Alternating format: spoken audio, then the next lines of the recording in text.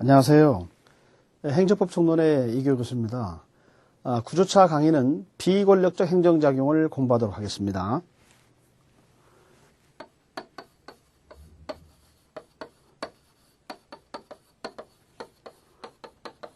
비권력적 행정작용. 권력적이지 않다는 얘기입니다. 비권력적 행정작용. 오늘날에는 이 복지국가를 추구하다 보니까 이렇게 비권력적인 작용들이 굉장히 중요하게 등장을 합니다. 먼저 공법상 계약,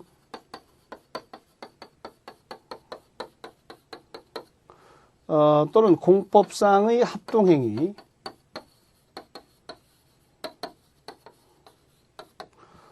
또는 행정지도, 또 비공식적인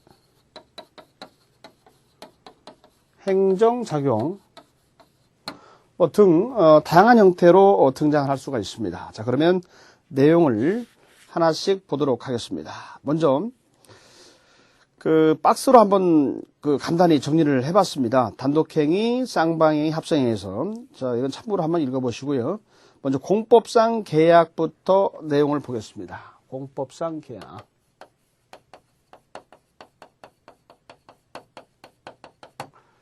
자, 공법상이라는 말은 공법적 효과를 발생한다는 얘기죠.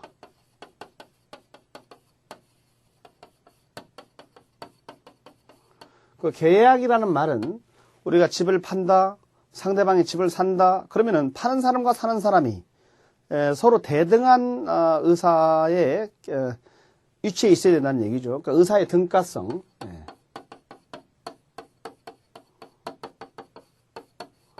대등하다는 거죠. 그리고 파는 사람은 조금 많이 받으려고 그럴 거예요. 주는 사람은 덜 주려고 할 겁니다. 사는 사람과 달리. 그렇기 때문에 이거는 반대 방향.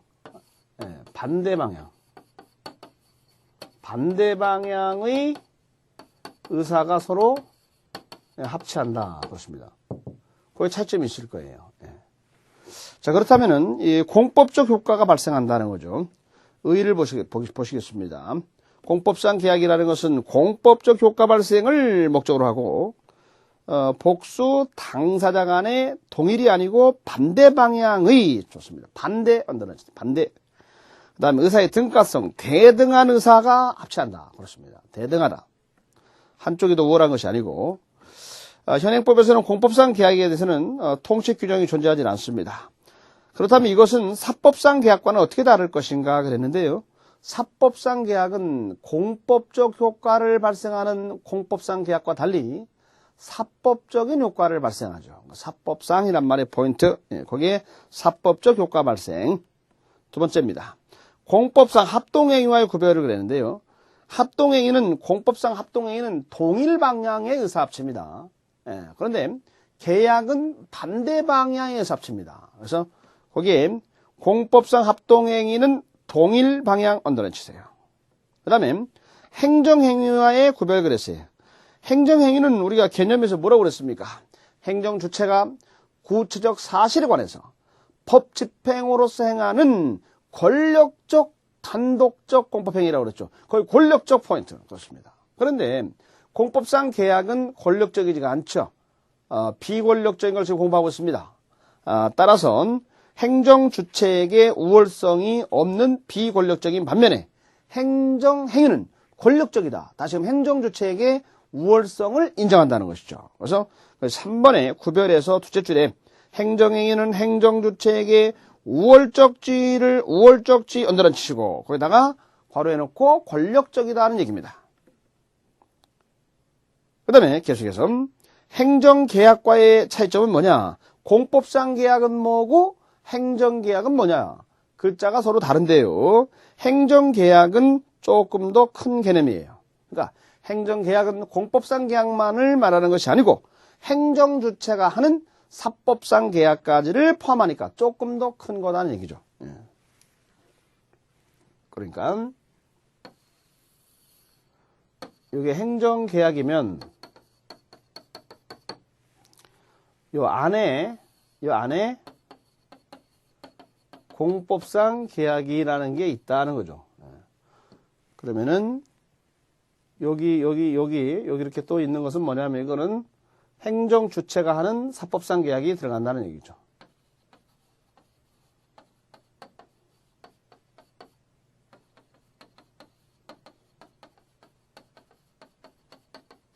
이런 뜻입니다. 그래서 행정계약이 좀 큰 개념이고 이거는 조금 더 그 안에 있는 작은 개념이다. 이런 뜻이에요. 그 다음에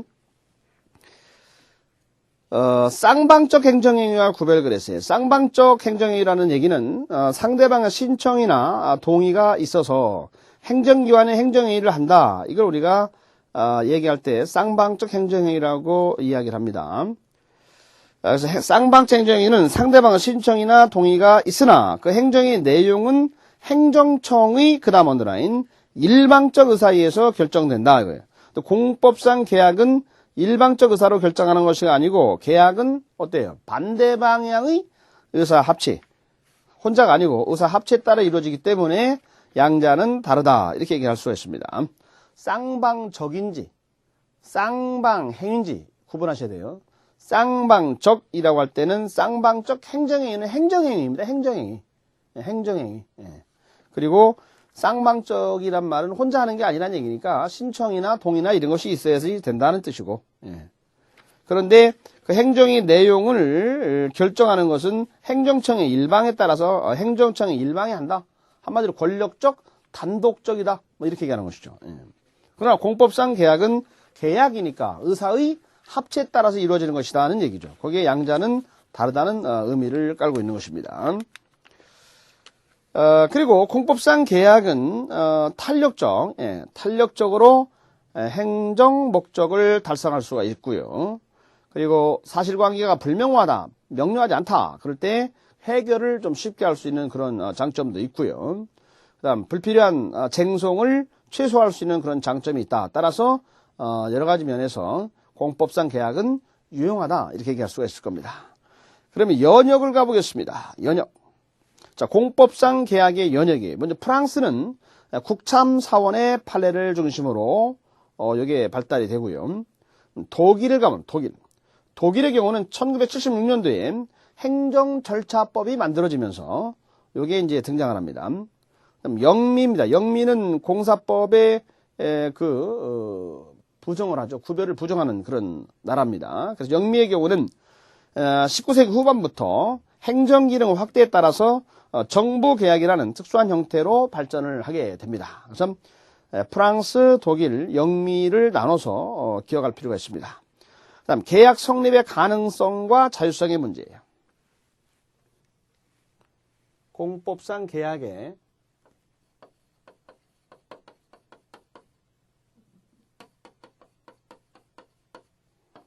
성립 가능성의 문제하고 자율성의 문제. 이게 무슨 말이냐 그러면은 아까 계약이라는 것은 의사 합치로 이루어지는 것인데 의사가 서로 대등해야 된다라고 그랬습니다. 대등해야 되는데 과연 파트너가 행정기관인데도 일반 개인들이 대등할 수 있겠느냐 이런 문제가 이제 논란이 될 수가 있겠죠. 그런 문제를 갖고 이야기를 하는 것이 바로 가능성과 자율성의 문제에서 등장되는 개념이에요.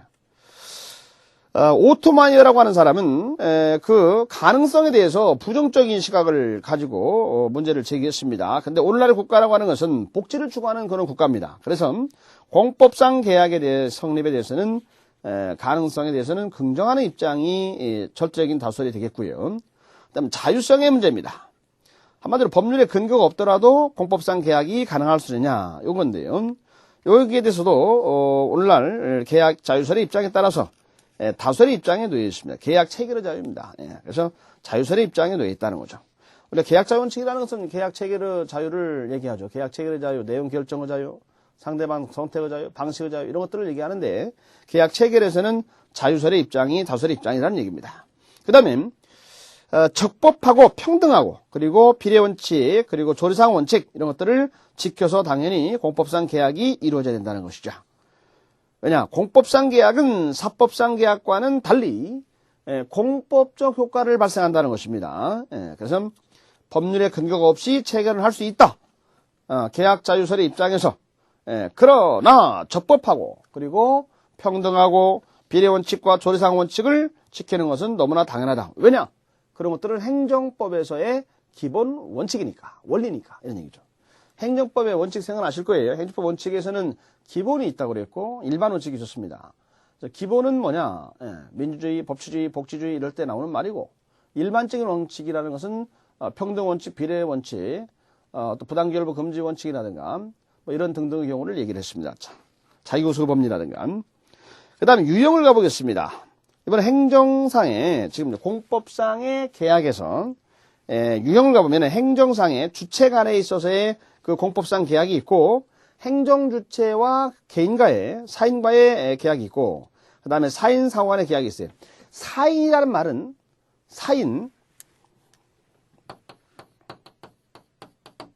사인이라는 말은 이거는 이제 그 개인을 얘기할 때도 있고 사법인을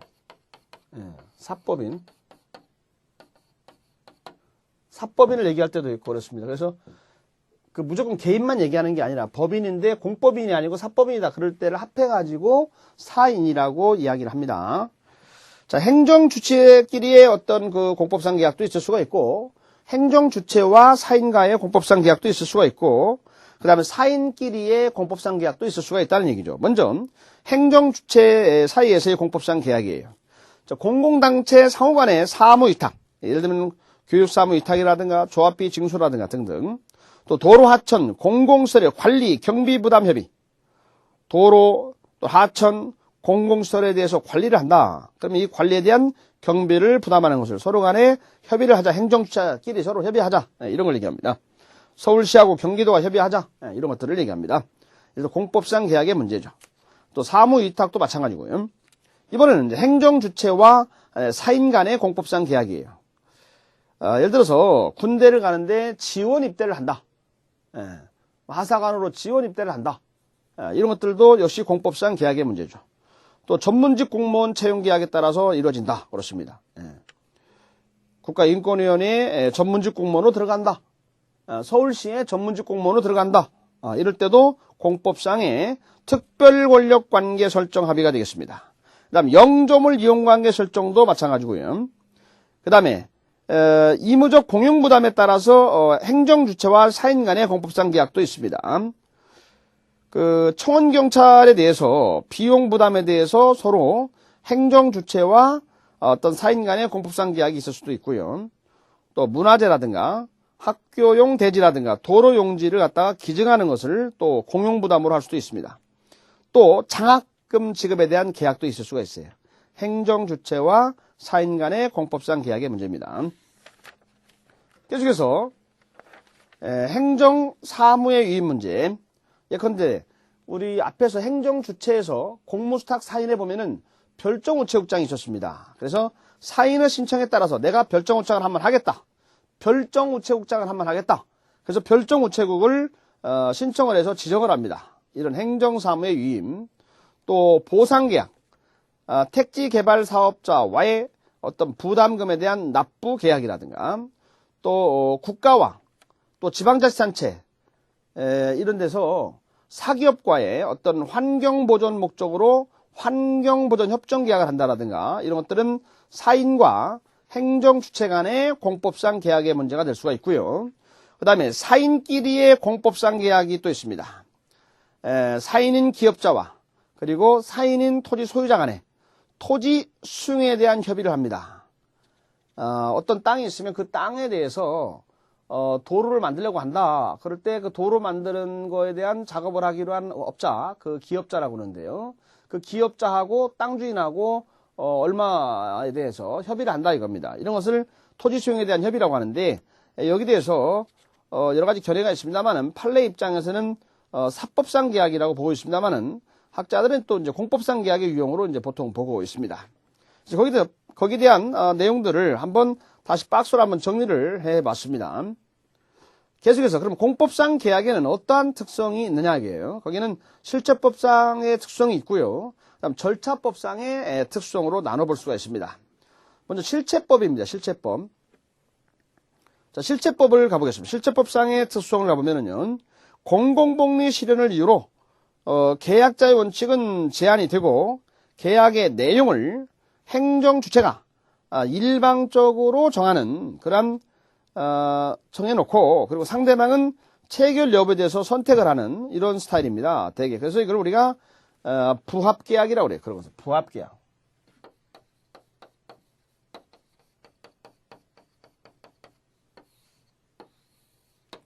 한쪽이 일방적으로 정해놓고 선택을 하는 거예요. 그리고 우리가 부합계약이다. 그래서 공법상 계약의 경우는 대개 이제 공공복리라는 걸 내세워가지고 내용은 행정기관이 정해놓고 상대방이 체결 할래 안 할래 이렇게 하도록 하는 스타일이 많다는 거죠. 이걸 우리가 부합계약이라고 그러죠. 부합계약. 그럼 이렇게 되면 아무래도 평등성의 문제가 제기가 될 수 있는 그런 여지가 많은 것이죠. 그런데 공법상 계약에 관해서는 일반법은 없습니다. 일반법은 없습니다만은 좀 더 계약이라는 것에 이 좀 명확할 필요성은 있다. 그렇기 때문에 문서로서 하는 것이 물론 바람직하다 이렇게 볼 수가 있고요. 그다음 토지수용협의에서는 토지수용위원회의 확인을 받는 경우와 같이 계약 체결과는 별도로 감독청의 어떤 확인 이런 것을 필요하도록 그 절차가 되어 있는 경우도 있다는 것이고요. 그리고 이 공법상 계약은 의사의 등가성의 문제고 그렇기 때문에 공정력, 존속력, 집행력 이런 것들은 인정이 안 됩니다. 우리가 비공식, 비권력적 행정장치라고 했거든요. 여러분 행정행위는 뭐라고 그랬어요? 권력적이라고 그랬죠. 그렇기 때문에 공정력이 있는 것입니다. 공정력, 확정력, 강제력 그렇습니다. 근데 이거는 비권력적이고 권력적이 아닙니다. 그렇기 때문에 공법상 계약의 경우는 공정력 없습니다. 존속력 없습니다. 집행력 없습니다. 그래서 공정력, 확정력, 집행력을 인정하지 않는다는 사실이죠. 그 다음에 사정변경이 있다라고 할 때 행정주체는 공익적인 견지에서 계약을 해제 변경할 수가 있습니다. 그러나 행정객체는 그 신청을 하는 것은 가능하지만은 계약을 해제할 수가 없다는 사실에 또 주의를 해야 됩니다. 자, 공법상 계약에서 행정객체는 계약을 해제할 수가 없습니다. 왜냐? 공익적 경지가 있기 때문에 사정 변경을 주장할 수가 없다는 것이죠. 그 다음에 대행을 하는 것을 제한합니다. 갑이라는 사람이 군대에 지원 입대하겠다고 해놓고 내가 좀 사정이 생겨서 못 가겠으니까 다른 사람을 대신 입대를 보낸다. 말도 안 되는 소리죠. 그래서 대행을 제한하도록 되어 있다는 것이죠. 그 다음에 공법상의 계약에 하자가 있다. 그럴 때 그 당의 계약이 무효가 될 뿐이고요. 무효 문제가 될 뿐이고요.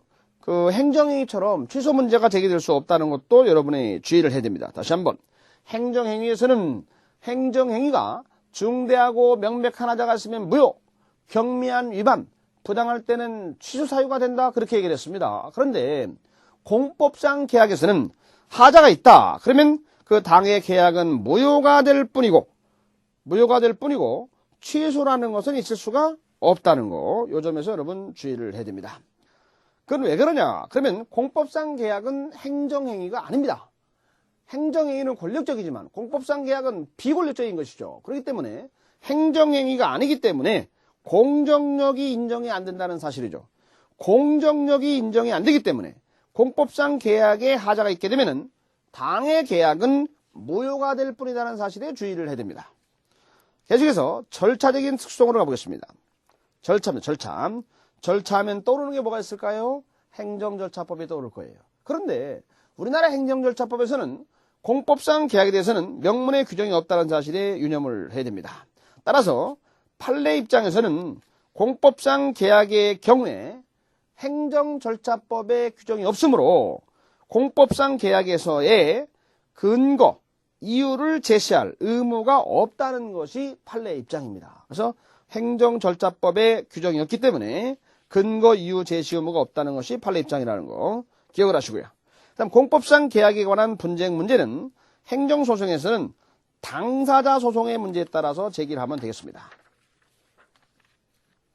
계속해서 공법상 계약은 계약이기 때문에 의사의 등가성이 중요하다는 말씀을 드렸어요. 그래서 공법상 계약은 당사자가 대등한 지위에서 의사의 등가성에 따라서 대등한 지위에서 체결하는 것이기 때문에 행정주체는 상대방에 대해서 의무 불이행이 있다라고 할 때 자력 집행력, 강제력 이런 걸 행사할 수가 없다는 사실이죠. 자력 집행력 그러면 X가 됩니다. 행정벌을 부과한다는 말도 역시 X가 됩니다. 다만 예외적으로 법률의 근거에 따라서 자력집행을 인정할 수는 있습니다만은 공법상 계약이다. 아까 지금 우리는 비권력적인 작용을 공부하고 있습니다. 예. 그래서 역시 공법상 계약은 자력집행력 또 공법상 계약을 위반하면 행정벌을 부과한다. X. 예. 그래서 자력집행력 X, 행정벌 또 뭐 공정력 확정력이 있다. X. 그래서 행정행위, 공법상 계약은 행정행위다. 행정행위 X. 해당하지 않는다는 것에 여러분이 주의를 하셔야 되겠습니다. 비권력적 행정작용의 부분들이 옛날하고 달리 아무래도 복지국가를 추구하는 현대사회에서는 대단히 중요한 부분으로 등장을 하는데요. 공법상의 계약 부분에서 개념 파악을 하시면서 다른 것들을 같이 비교해서 어떤 한 특정 부위만 나온다기보다는 비교하는 문제가 많이 접근된다는 개념을 잡고 합동행위라든가 사법상 계약이라든가 행정행위 부분까지 연결해서 기억하는 게 필요하다고 생각이 됩니다.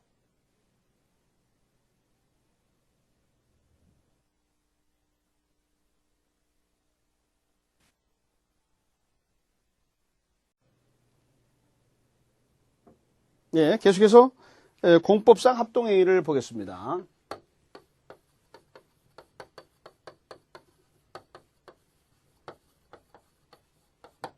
공법상 합동행위는 이건 동일 방향의 의사합치입니다. 동일 방향.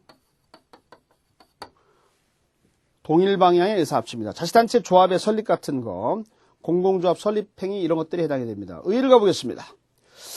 공법상 합동행위라는 것은 공법상이란 말이 앞에 붙으면 공법적 효과의 발생을 목적으로 하고 복수 당사끼리의 동일 방향의 의사합치 그렇습니다. 동일 방향 의사합치에 따라서 성립되는 공법행위를 우리가 공법상 합동행위라고 이야기를 합니다.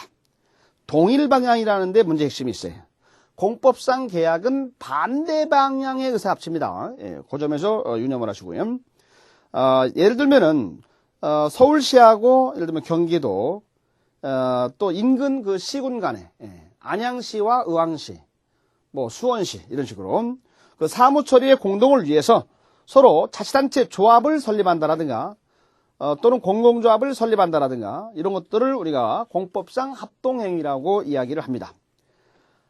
특색을 가보겠습니다. 이거는 동일 방향 의사합치라는 것이 문제의 핵심이고요. 그리고 일단 계약이 성립되고 나면 당사자의 어떤 착오라든가 이런 걸 가지고 다툴 수가 없다는 것도 주의를 하셔야 됩니다.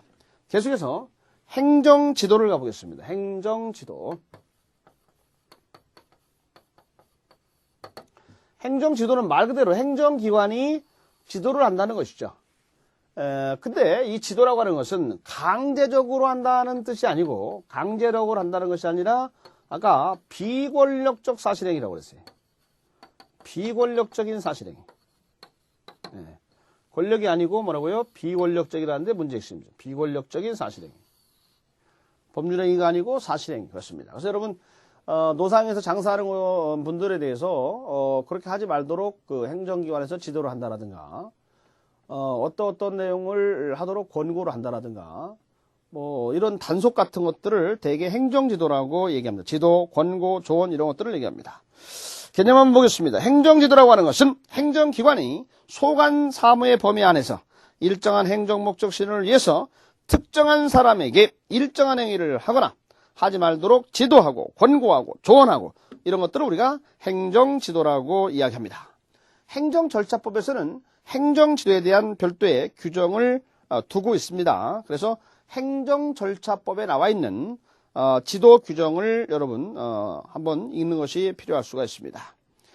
이런 행정지도라고 하는 것은 행정기능이 확대되고 또 여러가지 분쟁들을 미리 막을 수도 있고 또 정보를 또 제공하고 탄력적 대응도 할 수가 있고 그렇기 때문에 법령의 어떤 수권 없이 법령 보완할 수 있는 그런 장점들이 있다라고 얘기할 수가 있습니다. 그 성격은 권력적이지 않고 비권력적이고 그리고 사실행위다. 비권력적이란 말은 상대방이 강제가 아니라 임의적으로 자발적으로 협력한다 이런 얘기입니다. 그러니까 자발적 협력을 전제로 한다는 것이죠.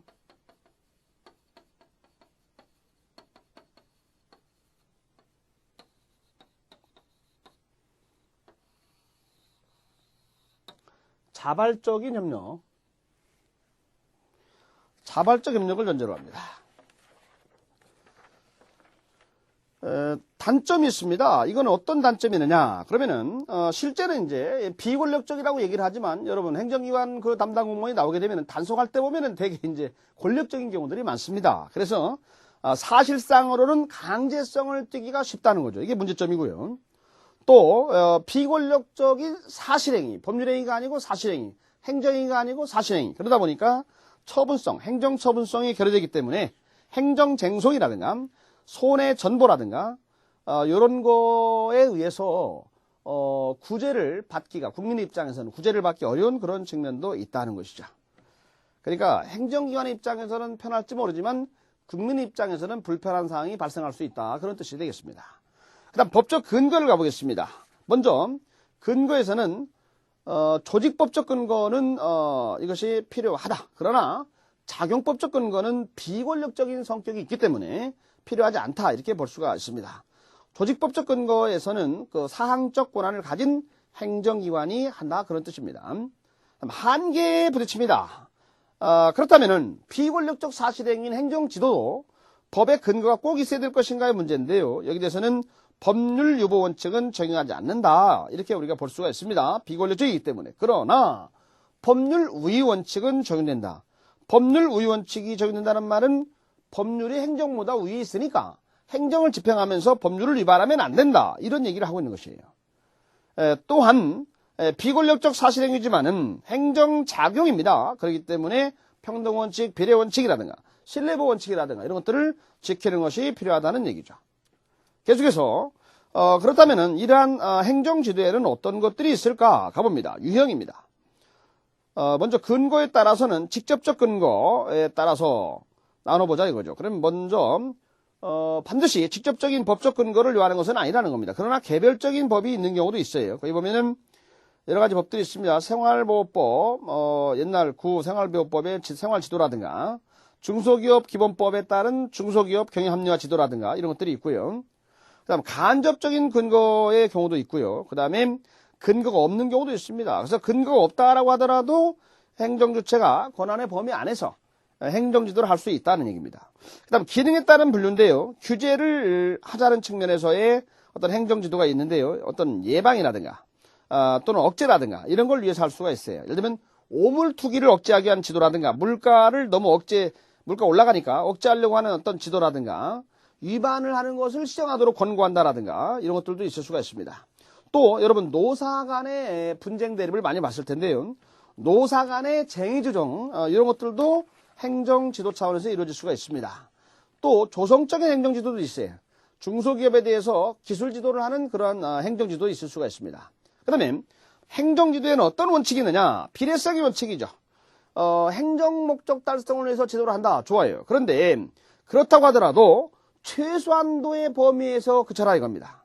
그리고 부당하게 강요하면 안 된다는 겁니다. 여러분 비례성 원칙이라는 것은 뭐예요? 비례성 원칙은 적합성, 필요성, 상당성이거든요.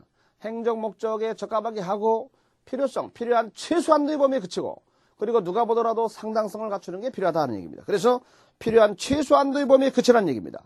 부당한 강요는 안 된다는 사실이죠. 그 다음에 이건 행정지도는 비권력적인 사실행위입니다. 따라서 그 행정지도에 따르지 않았다라고 해서 이 사람한테 불이익한 조치를 하면 안 되겠다는 것이죠. 따라서 불이익한 조치 금지가 적용된다는 것이죠. 행정절차법의 규정을 가지고 있습니다.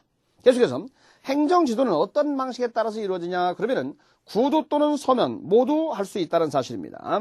그리고 행정지도를 할 때는 그 담당 공무원이 누군지 말이죠. 실명제가 필요합니다. 그래서 그 제도의 취지, 내용 그리고 그 사람의 신분, 그죠? 예, 행정지도의 실명제 중요합니다.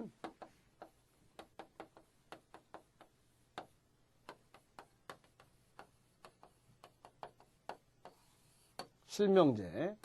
여러분 금융실명제라든가 또 부동산 실명제 들어보셨을 거예요. 행정지도도 뭐가 되겠습니까? 실명제입니다. 실명제. 행정지도 실명제. 그리고 행정지도의 상대방은 행정지도의 방식 내용에 관해서 행정기관한테 의견을 개진할 수가 있도록 행정절차법의 규정을 가지고 있습니다. 그리고 많은 상대방에 대해서 행정지도를 한다. 그럴 때는 공통된 부분은 공표라는 것이 필요하다는 사실도 행정절차법에 명문화되어 있습니다. 그 다음에 권리구제 문제입니다. 자, 행정지도는 비권력적 사실행위입니다. 따라서 처분성이 없어요. 그렇기 때문에 항고소송을 할 수가 없습니다. 다만 행정지도에 불응한 것을 이유로 나름대로 부담스러운 부담적 처분이 이루어졌다. 그럴 때는 그걸 행정쟁송을 제기할 수가 있습니다. 손해전보 문제가 또 있어요. 공무원의 불법, 위법한 행동에 따른 행정지도, 행정지도인데 위법한 행정지도라는 사실이에요. 그럴 때는 피해를 입었으면 위법이니까 국가배상법에 따라서 배상을 받을 수가 있습니다. 그리고 행정지도는 법의 일반 원칙을 위반하면 안 됩니다. 따라서 아까 일반 원칙을 위반하게 되면 역시 위법의 문제가 되는 것이고, 위법의 문제가 되면은 국가배상법상의 배상 문제가 적용된다는 사실에 주의를 해야 됩니다. 계속해서 이러한 사실상 강제력 행사가 되게 많은데, 사실상 강제력 행사로 인해서 행정지도에 따를 수밖에 없다 이거예요. 그랬을 때는 역시 그 사실상 강제력 문제니까 이것도 인과관계가 인정이 돼서 국가배상법을 적용해서 국가배상을 인정을 합니다. 그 다음에 자유로운 의사에 따라서 승낙에 의해서 불이익을 받아줬습니다. 그럴 때는 승낙이 돼서 이루어졌기 때문에 승낙이 이루어졌다는 것은 특별한 희생으로 볼 수 없다는 것이죠. 그렇기 때문에 손실보상 청구가 부정이 된다는 것도 주의를 해야 됩니다. 손실보상이라는 것은 적법한 침해다 하는 거죠. 플러스 특별한 희생을 강조했어요. 그러면 보상 문제가 된다고 그랬는데요. 승낙에 따라서 했다는 것은 특별한 희생이 아니라는 거예요. 승낙을 했기 때문에. 그래서 이거는 손실보상 청구가 X 안 된다는 사실에 주의해야 됩니다. 계속해서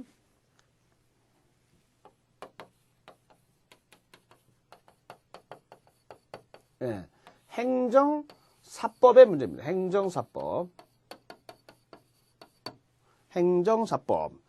행정사법이라는 것은 또 뭐냐? 그러면은 행정이란 말이 있다는 것은 행정기관에서 한다는 얘기죠. 그래서 행정주체가 행정작용을 하면서 행정목적 달성을 위해서 원래는 이제 공법 방식에 따라 해야 되는데 사법 방식으로 어떤 행동을 한다는 것입니다. 이걸 우리가 행정사법이라고 얘기를 합니다. 행정사법, 행정사법 이론 이런 얘기를 합니다. 여러분 우리 앞에서 행정상 법률관계를 배웠을 때 조직법관계, 자금법관계, 공법관계, 사법관계, 다시 공법은 권력관계, 비권력관계, 그 다음에 사법관계를 행정사법, 그 다음 국구관계가 있었는데 여기 행정사법을 떠올리면 됩니다. 그래서 행정사법 관계를 얘기합니다. 개념을 가보겠습니다. 행정사법이라는 것은 행정주체가 행정목적 달성을 위해서 사법 형식이라는 거죠. 사법 형식에 따라서 행정목적을 수행하는 것을 말하고, 행정사법은 행정주체가 하는 것입니다. 그렇기 때문에 공법적 규율을 받는 것이다 하는 거죠. 거기에 대해서 울프, 플라이너, 예레네크 이런 사람들이 한마디씩 했는데요. 먼저 울프 교수는 행정이 사법 형식으로 이루어진다. 그렇지만 공법적 구성을 받는다. 이런 얘기를 했고요. 플라이너라고 하는 사람은 행정사법이라는 것은 행정기관에서 사법의 형식을 취했다는 것이 행정의 사법적으로 피하는 도피현상이다. 공법적 규율을 받아야 된다. 행정의 사법으로 도피다. 이런 얘기 있어요. 플라이너. 예리네크라고 하는 사람은 우리 군인들이 말이죠. 밖에 나가서 활동할 때 군복 입고 활동 안 하죠. 휴가 나오면 군복 안 입죠. 왜 그렇습니까? 자유를 얻기 위해서 그렇게 합니다. 그러니까 군인이 자유 얻으려고 사복을 입는 것처럼 행동하는 것이다. 이거는 행정사법이라는 것은. 그러니까는 공법적 규율이, 공법적 통제가 필요하다. 이런 얘기를 예리네크라고 하는 사람이 얘기를 했습니다. 그러면은 행정사법의 문제는 어느 분야에 적용될 것인가 문제인데요. 먼저 급부행정 부분입니다. 교통, 운수, 전기, 수도, 가스 같은 거, 또 오물, 쓰레기, 폐기물 처리 문제라든가, 또는 보조금, 융자, 투자 이런 문제, 이런 그 급부행정, 복지행정 문제라든가, 또는 유도행정, 토지라든가 경기대책, 수출, 고용 이런 유도행정 분야, 이런데 행정사법이 적용된다. 행정목적 달성을 위해서 행정기관에서 사법 형식을 취해서 하는 거다 이런 얘기입니다. 그 다음 관리관계와의 문제입니다. 관리관계와의 문제에서는 학설의 대립이 있기 때문에 그 부분은 그냥 간단히 읽어두면 되겠고요. 행정사법은 어떤 특색이 있느냐? 행정주체가 행정목적 달성을 위해서 하는 건데 사법 형식을 취한다는 것이에요. 그렇기 때문에 형식만 사법 형식을 취하는 것이기 때문에 공법적 규율을 받는다는 사실입니다. 예를 들어서 평등원칙, 비례원칙, 신뢰보호 원칙, 재산권 보장 제한 이런 공법적 규율을 받는다는 사실이죠. 그 다음에 사법적 규율의 수정 제한입니다. 무능력자의 행동이다. 무능력자의 행동이다. 그럼 이거는 취소할 수 있는 행동이 됩니다. 그러나 오편법 같은 그런 특별법에서는 능력자로 취급을 합니다. 무능력자라고 하더라도. 그 다음에 행정구제 문제입니다. 행정구제 문제에서는 이게 행정사법이라고 하는 것이 행정주체가 행정목적 달성을 위해서 하는 거지만은 사법의 형식을 통해서 한단 말이에요. 그러면 이거 사법 형식을 통해서 했으니까 공법작용으로 되는 거냐? 그건 아니라는 겁니다. 그렇기 때문에 행정구제 문제에서는 민사소송 문제입니다. 민사소송. 행정소송이 아니고 민사소송.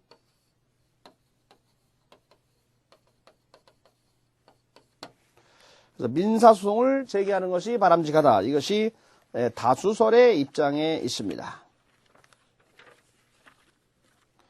자, 이번에는 행정상의 사실행위 문제입니다.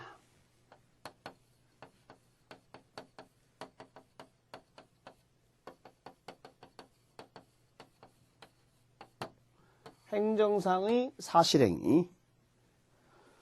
우리는 비권력적인 행정작용을 공부하고 있습니다.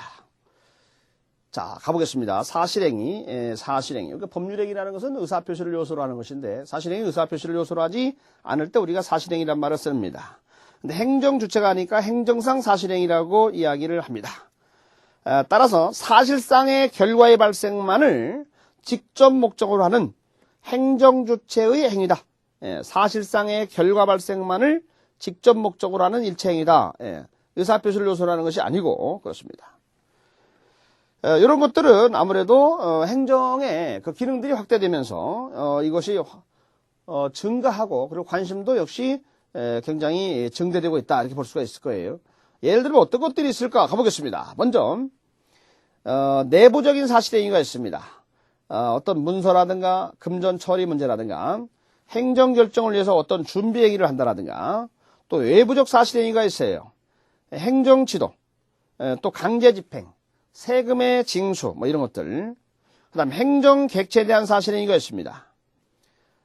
납세 의무를 발생하게 하는 물건 소유라든가 또는 행정 절차상의 요건을 충족하는 그런 청문을 위해서 출석이라든가 또는 의견 제출을 한다라든가 이런 사실행위도 있습니다. 의견 제출을 한다든가 청문을 하기 위해서 이해관계인으로서 의견을 개진한단 말이에요. 그러면 그 얘기를 들어주는 것이 또 의무가 있어요. 그럴 때 출석하는 거 이런 것들은 사실행위라는 얘기죠. 그 다음에 권력 행사 유무에 따른 분류입니다. 권력적 사실행위가 있습니다. 행정상의 강제집행이라든가 행정상의 즉시강제라든가 또는 행정조사 이런 것들은 권력적 사실행위에 해당이 됩니다. 계속해서 비권력적 사실행위도 있습니다. 예컨대 쓰레기 수거 또는 행정지도 또 보도, 경고조치, 공물 설치 또 유지, 공물의 유지, 관리, 도로 보수 그렇습니다. 이런 것들은 비권력적 사실행위죠. 여러분 그 도로가 이렇게 폐이고 하게 되면은 행정기관에서 나와서 그 보수 공사를 하지 않습니까? 이런 것들은 비권력적 사실행위라는 얘기입니다. 또 행정기관에서 그 도로에서 어떤 물건이 떨어져 가지고 또는 시위를 하고 있어 가지고 통행이 안 된다. 이거는 내버려두면 안 되죠. 고속도로 같은 데를 그렇게 한다면 말이 안 됩니다. 그러니까 즉시 강제를 해야 되겠죠. 이런 것들은 권력적 사실행위다 이렇게 합니다. 그다음 정신작용의 문제에서 일정한 의식의 표시가 내표된 그러한 경우가 있어요. 정신적 사실행위라고 그러는데요. 행정지도라든가 고시, 통지, 축사, 표창 이런 것들이 있고요. 그 다음에 집행적 사실행위라는 게 있습니다. 집행적, 집행. 근데 경찰이 되게 하는데 맞죠. 경찰상의 강제 집행 이런 것들. 그 다음에 독립적 사실행위가 있습니다. 행정지도라든가 또는 학교, 중고등학교에서 수업하는 수업행위라든가 관용차의 운행이라든가 이런 것들은 독립적 사실행위 개념으로 이해를 하고 있습니다. 이번은 이제 그렇다면은 어떠한 근거에 따라서 할 것인가의 문제인데요. 법적 근거 문제입니다. 여기는 이제 견해의 대립이 있습니다. 그래서 비권력적 사실행위다 라고 할 때는 비권력적이니까 법적 근거가 필요 없다 라고 보고 있어요. 그러나 권력적이고 또 상대방의 권리나 이익을 침해하는 그 침입적 사실행위다 이거죠. 그럴 때는 법률의 근거가 필요하다고 보고 있습니다. 그 다음에 한계 문제입니다. 한계. 행정상의 사실행위다. 그럼 사실행위는 그 어떤 권력적 비권력적이 있습니다만은 그 사실행위는 일단은 법에는 위반이 되면 안 되겠다는 거죠. 그래서 법령에 저촉되면 안 된다는 사실이고, 그리고 행정기관이 하는 행정입니다. 그렇기 때문에 비례 원칙이라든가 평등 원칙이라든가 이러한 조리상의 원칙을 위반하면 안 된다. 따라서 조리상의 원칙에 제한을 받는다. 이렇게 얘기할 수가 있습니다. 계속해서 행정상 사실행위에 따라서 피해를 입었을 때 어떠한 권리를 구제를 받을 수 있느냐. 권리구제 문제입니다.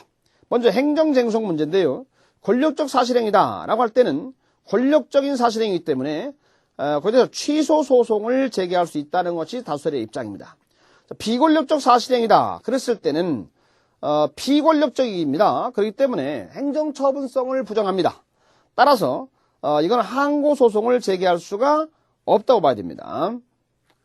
물론 이제 반대의 입장에서 처분성을 인정하자 항고소송 할 수 있다 이런 견해도 있습니다만 다수설은 항고소송을 부정하는 입장에 있습니다. 그 다음에 행정상 손해전보 문제입니다. 자, 위법한 사실행위가 있다. 거기다 피해를 입으면 위법이니까 국가배상법에 문제가 되겠죠. 따라서 국가배상 청구를 할 수가 있도록 됩니다. 적법한 사실행위에 따라 피해를 입었다. 국민이. 그럼 이거는 만약에 특별한 희생이 된다라고 할 때는 손실보상을 청구할 수 있도록 허용이 됩니다. 손실보상의 문제가 되죠. 우리 판례에 따르면은 권력적 사실행위에 한해서 손실보상의 요건을 갖추면 보상 책임은 인정을 하고, 자, 비권력적 사실행위는 개별법에 규정이 없다면은 보상 책임이 없다는 게 판례의 입장입니다. 그러나 다수설의 입장에서는 그렇게 보질 않고요. 이거는 또 보상 책임이 있다 이렇게 볼 수 있습니다만 판례 입장에서는 권력적일 때만 손실보상 요건을 갖추면 보상 책임 인정하고 비권력적일 때는 보상 책임 인정을 안 한다 이거예요. 그러나 개별적 규정이 있을 때는 그때 가서 하자 이런 얘기를 하고 있습니다. 지금 그 권리구제에서 행정쟁송 문제하고 그다음에 행정상 손해전보 문제하고 이런 문제는 그 각 파트별로 계속해서 등장을 하기 때문에 여러분이 요 개념을 계속해서 이제 쭉 이렇게 반복하시다가 뒤에 가면은 이제 행정구제제에 대해서 다시 한번 그 내용이 정리가 이루어질 것입니다.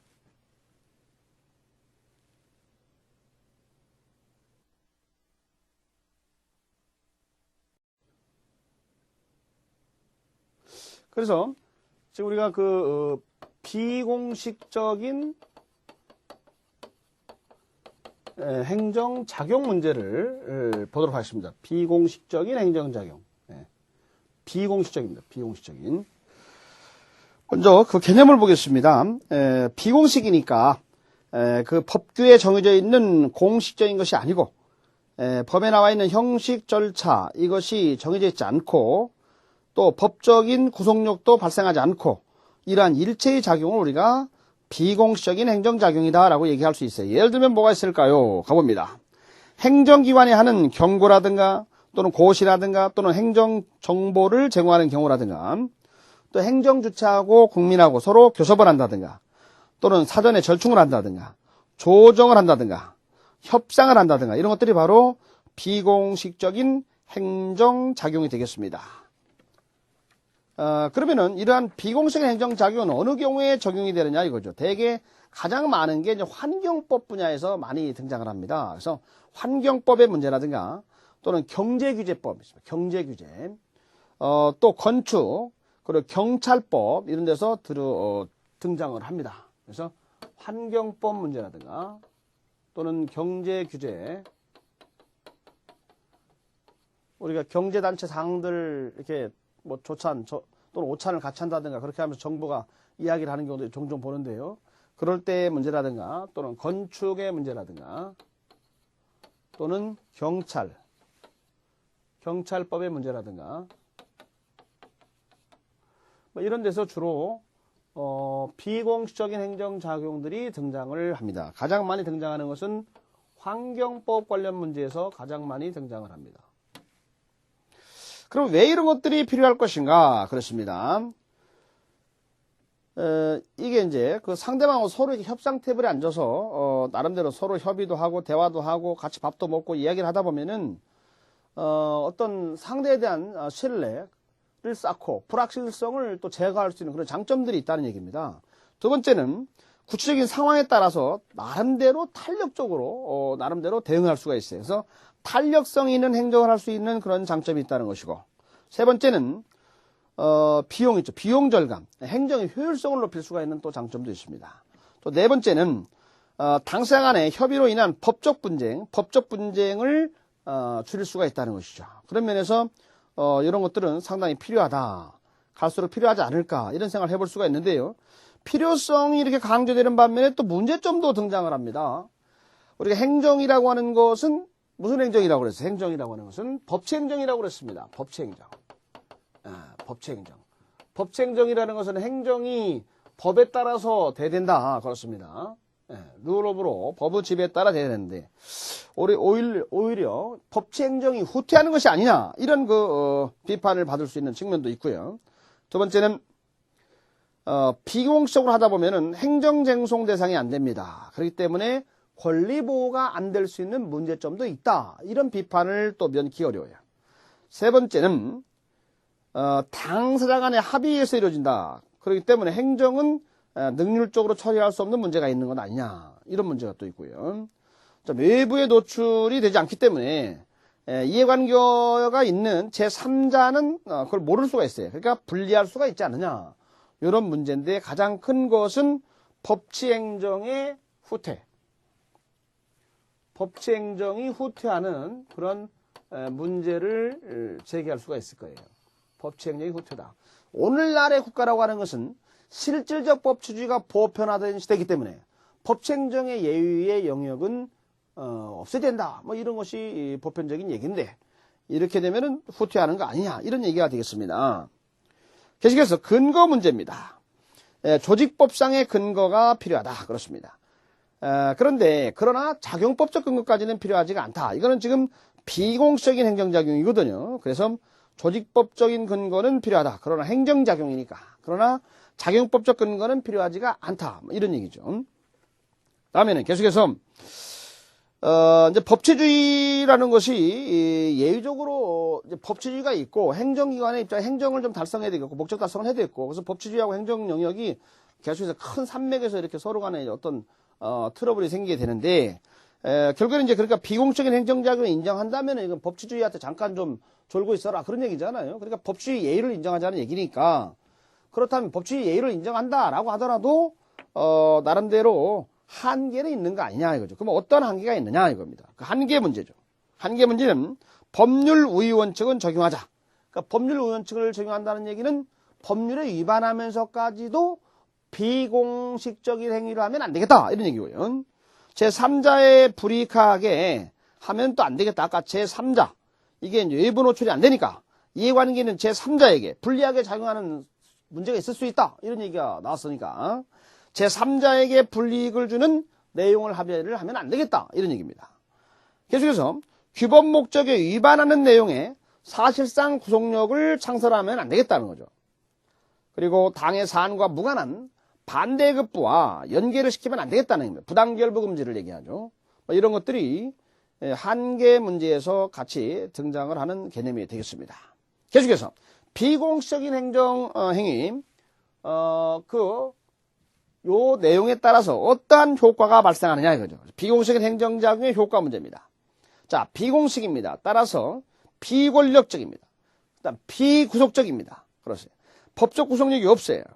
그렇기 때문에 신뢰보 원칙이나 자기구속의 원칙을 매기로 하는 법적인 구속력을 인정할 수가 없고요. 효과에서 두 번째는 행정청은 일정한 경우에 합의 내용과 다른 구속력이 없기 때문에 다른 결정을 하더라도 할 말이 없다는 것이죠. 그래서 사인도 합의 내용을 준수할 법적인 의무가 역시 없어요. 법적 의무가 없고 법적 구속력이 없다, 그런 얘기입니다. 그렇다면은 비공식적인 행정작용에 구속력, 법적인 구속력을 인정해야 되겠다. 그러려면은, 이거는 이제 공법상 계약, 합의, 계약 내용 준수, 그래서 계약의 문제, 또는 예비결정, 확양, 이쪽으로 접근해야 된다는 얘기죠.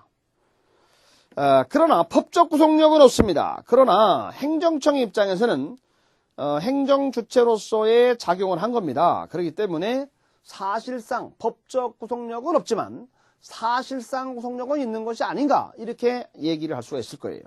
그렇다면 여기에는 어떤 유형들이 있을까 가봅니다. 먼저 사전 절충 문제가 있습니다. 사전에 절충하는 게 있어요. 인허가 등을 신청할 때 행정기관과 개인 간에 있어서 사전에 거기에 대한 전망이나 요건이나 이런 걸 충분히 논의를 합니다. 이렇게 이제 쭉 하게 되면은 아무래도 분쟁을 나중에 생길 수 있는 그런 분쟁을 미리 막을 수 있다는 그런 장점이 있어요. 예를 들어서 건축허가를 하기에 앞서서 관청하고 그다음 신청인 사이에 어떤 사전에 어떤 협의를 한다든가 이런 걸 얘기할 수 있습니다. 두 번째는 사전 제시가 있습니다. 행정청이 인허가 신청 처분을 하기 전에 사전에 신청한 사람에게 인허가 처분 내용이 뭐다, 처분안에 대해서 보내는 거예요. 송부하는 겁니다. 그러면은 그러한 안에 대해서 신청한 사람이 찬성을 한다. 그러면 나중에 가서는 당신이 소송을 하지 않겠다. 소송을 포기하도록 요청을 하고, 반대한다 그러면은 내가 제시한 행정청이 제시한 걸 반대한다 그러면 행정위원회 또 다른 또 안을 또 제시를 하는 거예요. 이런 식으로 해서 사전에 제시해서 상대방의 의향을 미리미리 타진하는 것도 하나의 방안이 또 될 수도 있다는 것이죠. 세 번째는 응답유보라는 것이 있습니다. 응답유보. 행정기관의 입장에서 허가를 신청한 거에 대해서 그 응답, 결정을 갖다가 유보, 밀어놓고 신청인을 적절히 일단 지도를 해. 지도를 해가지고 그 허가에 장애가 될 수 있는 그런 것들을 대해서 하나씩 이렇게 해소해 나가는, 없애버리는 거죠. 장애를. 그렇게 해서 응답유보, 그리고 지도에서 장애를 제거하는 방법, 이런 것도 생각해 볼 수가 있다는 것이고. 그 다음 네 번째는 합의가 있어요. 합의. 그 법정 조치를 수정 또는 대체 조치 등 교섭하는 대용으로 행정청과 개인 간에 합의를 하는 것을 말합니다. 합의. 교섭 대용으로 합의를 하는 거죠. 이거 우리가 이제 규범 집행형 합의 이렇게 이제 어려운 말을 씁니다만은 그런 것도 있을 수가 있고요.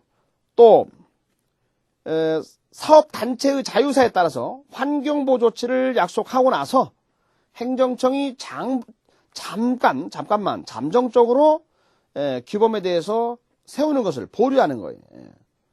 사업체의 자유사에 따른 환경보호 조치를 한다라고 하고 약속을 한 다음에 거기에 따른 조치, 이걸 갖다가 규범 정립을 하는데 약간 보류를 해놓는 그런 경우도 생각해 볼 수가 있습니다. 그래서 규범 집행형 합의 이런 것들도 있을 수 있고, 두 번째는 규범 대체형 합의, 보류시키는 규범을 대체하는 합의 이런 것도 생각해 볼 수가 있습니다. 계속해서 권리구제의 문제죠. 권리구제 문제.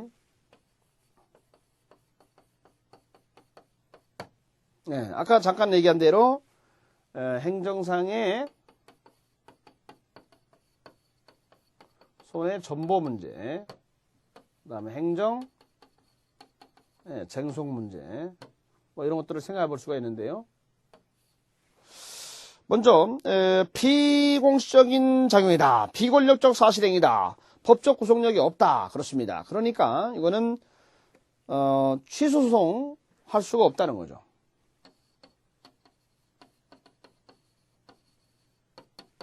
처분성이 없으니까.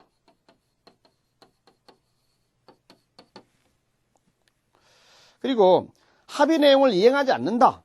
합의 내용을 이행하지 않는다. 라고 하더라도 역시 손해배상 문제라든가 손실보상 문제를 제기할 수가 없습니다. 지금 우리가 비공식적인 작용입니다. 비공식적. 그렇기 때문에 이것도 마찬가지로 제기를 할 수가 없어요. 비공식적이기 때문에.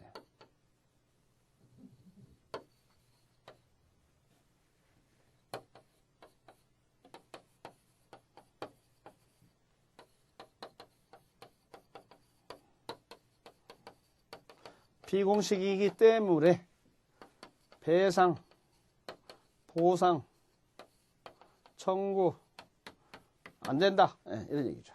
권리구제문제에서는. 그래서 비공식이라고 하는 것이 아까 문제를 제기한 바와 같이 그 장점이 여러 가지가 있었습니다.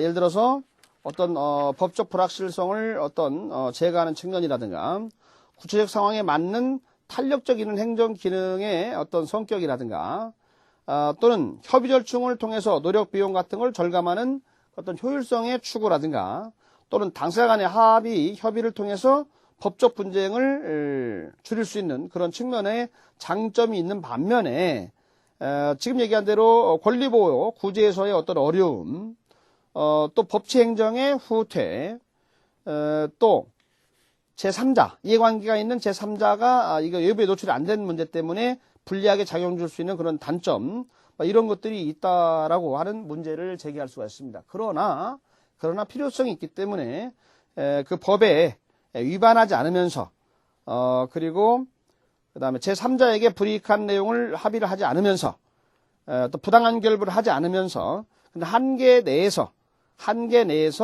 허용할 수 있다라고 보는 것이 다수의 입장이 되겠습니다. 지금까지 우리는 비권력적 행정작용에 대해서 공법상 계약, 이거는 반대 방향에서 합치라는 개념, 또 공법상 합동행위, 이건 동일 방향에서 합치라는 개념, 행정지도, 비권력적 사실행위라고 하는 개념, 행정사법, 행정주체가 하지만은 이거는 행정사법, 사법의 형식을 통해서 한다는 개념, 그리고 행정상의 사실행위, 그리고 지금 비공식적인 행정작용까지 같이 공부를 했습니다. 수고하셨습니다.